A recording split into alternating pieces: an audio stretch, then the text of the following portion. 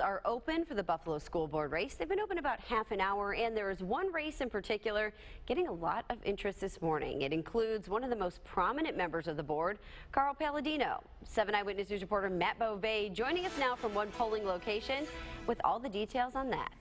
Yeah, Katie, we made our way over to Elk Street School this morning. Polls have been open for a half an hour. You mentioned they just opened at 6 o'clock. So far this morning, 2 people have come and fill out a ballot. And you said it. So many storylines really circulating and surrounding this year's school board vote, but probably none bigger than 18-year-old senior Austin Herrig from Hutch Tech going against Buffalo developer Carl Palladino. Now, Herrig says no one understands the schools quite like a student, and that is why he hopes that he can be taken seriously when the polls are open, and they're open until 9 p.m. tonight. Now, in order to even be on the ballot, Herrig needed 500 signatures. And although Palladino challenged how valid those signatures were, Herrig says he's just happy he's allowed to try and make a difference.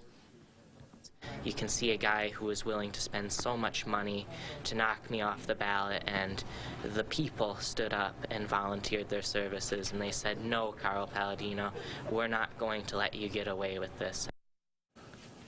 Now, Palladino originally challenged those signatures Herrig received because he says the signatures aren't valid unless they are from people who actually live in the district. Another storyline, of course, we're going to be covering throughout the day is just what voter turnout will be like. Back in 2013, the last time Carl Palladino ran for the school board, we looked up the stats just for you about a half an hour ago. 3,400 people in the Park District voted. Palladino received more than 2,700 of those votes, around 79%. So once again, only 2 people have made their way right here and put in their ballots at the Elk Street School in South Buffalo. But of course, once again, polls have been open for half an hour from 6 a.m. They will stay open until 9 p.m. This is a story we, of course, will be following all throughout the day.